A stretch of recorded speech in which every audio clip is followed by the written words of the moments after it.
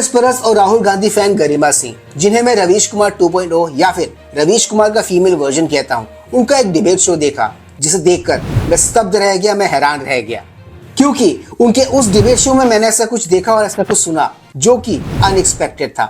मैंने बिल्कुल उम्मीद नहीं की थी कि इनके डिबेट शो में किसी कांग्रेस प्रवक्ता की ये जबरदस्त धुलाई करने वाली है। ऐसा मैंने पहली बार देखा कि कैसे उन्होंने अपने डिबेट शो में कांग्रेस प्रवक्ता सुप्रिया श्रीनेत को बुरी तरह रोस्ट किया, बुरी तरह ग्रिल किया, हरियाणा और महाराष्ट्र में मिली करारी हार को लेकर। ट्रूली अनएक्सपेक्टेड था ये एक्सपीरियंस। ये हम सभी बहुत अच्छे से जानते हैं कि she is no different than other darbaris या चमचास, जिनका दिन रात का एक ही फिक्स काम है, बीजेपी और मोदी की बैशिंग करना, राहुल गांधी और कांग्रेस की चापलूसी करना। आई थिंक, और मेरा ऐसा मानना है कि ये और इन जैसे लोगों का यही फुल टाइम धंधा है इन दिनों।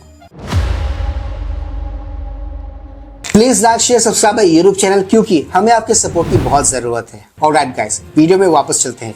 पहले हरियाणा और फिर महाराष्ट्र में मिली ह्यूमिलेटिंग डिफीट, ये कांग्रेस सपोर्टर्स और कांग्रेस परस्त पत्रकारों के लिए किसी सदमे से कम तो बिल्कुल नहीं था।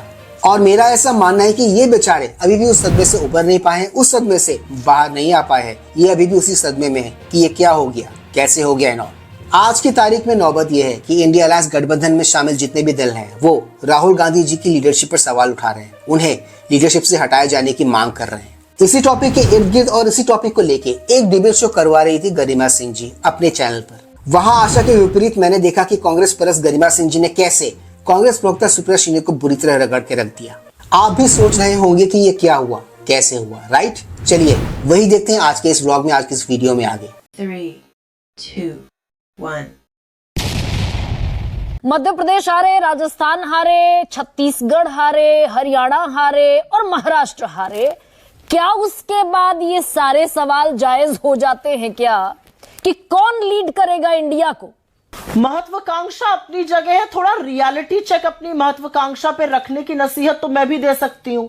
लेकिन क्योंकि हम बड़ी पार्टी है, क्योंकि हमारा प्रभाव और हमारी प्रतिष्ठा कन्याकुमारी से लेके कश्मीर और असम से लेके पोरबंदर तक है, तो मैं छुटभैया वाली बातें नहीं कर। इस डिबेट का शॉर्ट में कंटेक्स्ट दे दूं मैं आपको। इन दिनों आपने इंडिया अलायंस गठबंधन के बीच लीडरशिप में बदलाव को लेकर जो टसल चल रहा है, उसकी खबरें सुनी ही होंगी। ये डिबेट उसी के इर्द गिर्द रिवॉल्व करता है, उसी के इर्द गिर्द घूमता है। करूंगी यहाँ पर, मुझे लगता है परिपक्व राजनीति की चर्चा करनी चाहिए, जो आप करने की कोशिश कर रही हैं। असलियत यह है कि इस संविधान को जिसको बदलने की, जिसकी प्रतियां भाजपाई और उनके पूर्वज जलाते थे, इस संविधान को नरेंद्र मोदी को मजबूर करके उनको सिर माथे पे लगाने का काम कांग्रेस और राहुल गांधी और खड़गे जी ने किया। इसमें मुझे संशय नहीं है कुछ भी कहने में।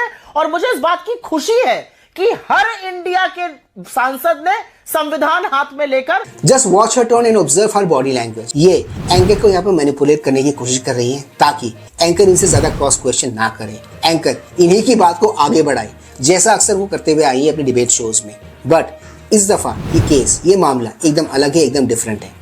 अपने सांसद पद की शपथ ली थी, मैं ये कहना चाहती हूँ। और 6 महीने बाद लोकसभा की जो हुंकार थी, बेरोजगारी की, महंगाई की, हाँ, लोकसभा की जो हुंकार थी, जो एक परसेप्शन बिल्डअप हुआ कि भाई जीती हुई पार्टी हारी हुई दिखी, हारे हुए लोग जीते हुए दिखे, ये परसेप्शन ढह भी गया क्या हरियाणा के बाद और महाराष्ट्र के बाद? देखिए, आप जो तस्वीर पेश करने की कोशिश कर रही हैं, बोल लीजिएगा, कहिएगा अपनी बात, निश्चित तौर पर कहिएगा।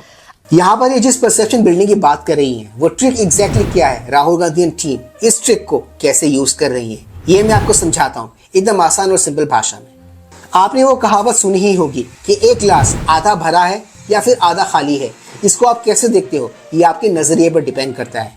यहाँ पर भी, इस केस में भी ये लोग यही लॉजिक अप्लाई करने की कोशिश कर रहे हैं। ग्लास आधा भरा हुआ है, इसका लिंक इन्होंने कांग्रेस को मिली 99 सीटों से जोड़ दिया है, और आधा खाली है, इसका लिंक जोड़ा है इन्होंने बीजेपी को मिली 240 सीट से। तो समझे आप कौन सी खिचड़ी पका रहे हैं ये इन दिनों। आप जो तस्वीर दिखा रही हैं वो लोकसभा की है। लोकसभा में मैंने खुद कहा इस गठबंधन ने शानदार काम किया। हरियाणा और महाराष्ट्र के बाद सवाल जायज हो जाते हैं क्या? शो नहीं करूंगी मैं, इस तरह से शो नहीं करूंगी। मैं एक बात बोल रही हूं, मुझे अपनी पूरी बात खत्म करने दीजिए। आप 50 सवाल उसके बाद पूछिएगा। मैं शो ऐसे नहीं करूंगी। मैं एक बात कह रही हूं, उस बात को सुनिए, उसके मर्म को समझिए, बीच में कृपया करके मत बोलिए। नहीं, आप लोकसभा का रेपुटेशन कर रही थी, मैंने इसलिए सवाल पूछा सुप्रिया। वो देखिए, वो इनकी ये बातें इतनी अनकंफर्टेबल थी कि सुप्रिया श्रीनेत एकदम बिदक गई। इनके डिबेट शोज में अक्सर ये होता हुआ आया है कि जब भी कोई बीजेपी प्रवक्ता कुछ कहता है तो ये बीच में टोकर आके बहुत करती है, बट इस दफा मामला एकदम डिफरेंट है, मामला एकदम अलग है। इस दफा ये टोका टाकी कर रही है, मगर बीजेपी प्रवक्ता को नहीं, कांग्रेस प्रवक्ता को। मैं नहीं कर रही हूँ, मैं नहीं कर रही हूँ। अगर आपने, अच्छा चलिए ठीक है, कहिए, वो आपका अपना प्रूडेंस है, कहिए। अगर आप मेरी बात का, अगर आप मेरे सेंटेंस का दूसरा शब्द सुनती, दूसरा हिस्सा सुनती, तो आप बीच में बोलने लगी। आप सुनिए तो मैं क्या कहने की कोशिश कर रही हूं। आप इतनी आतुरता में है अपना सवाल घुसेड़ने के लिए। आप खुद बहुत ज़हीन प्रवक्ता हैं, मैं ये जानती और मानती हूँ, इसीलिए सवाल पूछती हूँ। लोकसभा में नरेंद्र मोदी खुद तो देखा आपने, एंकर ने जब इनको आईना दिखाया तो ये कैसे बिफर पड़ी। ऐसे मोमेंट्स इस डिबेट शो में आगे और भी बहुत है, चलिए वो भी देखते हैं। जहां पर वो खुद प्रधानमंत्री बनने के लिए वोट मांग रहे थे, वहां पर कांग्रेस ने उनको रोक दिया, महाराष्ट्र में भी और हरियाणा में भी। और कमाल की बात यह है कि जिस विधानसभा में वो चेहरा नहीं थे, वहां पर भारतीय जनता पार्टी जीत गई। तो क्या मैं पलट कर यह कहूं कि नरेंद्र मोदी लायबिलिटी बन गए हैं बीजेपी के लिए राष्ट्रीय स्तर पे? ऑब्वियसली ये बेवकूफी की बात होगी मेरे लिए कहना। नहीं, आज तो हम बीजेपी की बात ही नहीं कर रहे ना सुप्रिया, आपकी तरफ से दिया जा रहा है, मैं उसकी बात कर रही हूं। आज हम बीजेपी की बात ही नहीं कर रहे, मैं ये कह रही हूँ भाई सवाल यहाँ पर टॉपिक राहुल गांधी जी की लीडरशिप को लेकर है और सुप्रिया श्रीनेत यहाँ पर बीजेपी घुसेड़ने में लगी हुई है। देख रहा है विनोद, आपके सहयोगी उठा रहे। कल्याण बनर्जी ने कहा Congress failed. We had immense expectations from Congress, but Congress got failed. They have given opportunity couple of times. They have given opportunity number of times, but they got failed. नए लीडर की जरूरत है इंडिया को। उमर अब्दुल्ला कह रहे हैं कि अपनी सीटें न दी होती अगर कांग्रेस को, तो हमारा स्ट्राइक रेट बीजेपी से बेहतर होता। नेताओं का सम्मान करती हूँ। उमर अब्दुल्ला, यहाँ आपने कांग्रेस प्रवक्ता सुप्रिया श्रीनेत के चेहरे का उड़ा हुआ रंग देखा। ये मन ही मन सोच रही होंगी, ये आज मैं कहाँ फंस गई, ये एंकर मेरी ही टीम से है या इन्होंने पाला बदल लिया है। सुप्रिया, क्या कंसर्न जायज है? उसी हरियाणा में जिसका आप अभी परचम बुलंद कर रही हैं, उसी हरियाणा में आपका स्ट्राइक रेट था लोकसभा में 55%, विधानसभा में गिरकर रह गया 41%। उसी महाराष्ट्र में जिसमें आपने बम्पर जीत हासिल की, स्ट्राइक रेट था 76% का, उसी महाराष्ट्र में घटकर विधानसभा में रह गया मात्र 16%। ठीक ऐसा ही झारखंड में आप सबसे कम स्ट्राइक रेट वाली पार्टी है, आरजेडी भी आपसे बेहतर है 66%। गरिमा सिंह जी यहाँ पर क्रिकेट के लैंग्वेज में यॉर्कर पे यॉर्कर डाल रही हैं इनको, और ये बेचारी बस अपनी विकेट बचाने में लगी हुई है। आज के इस ब्लॉग को बनाने का मेरा मकसद और मेरा ऑब्जेक्टिव कांग्रेस परस्त पत्रकार गरिमा सिंह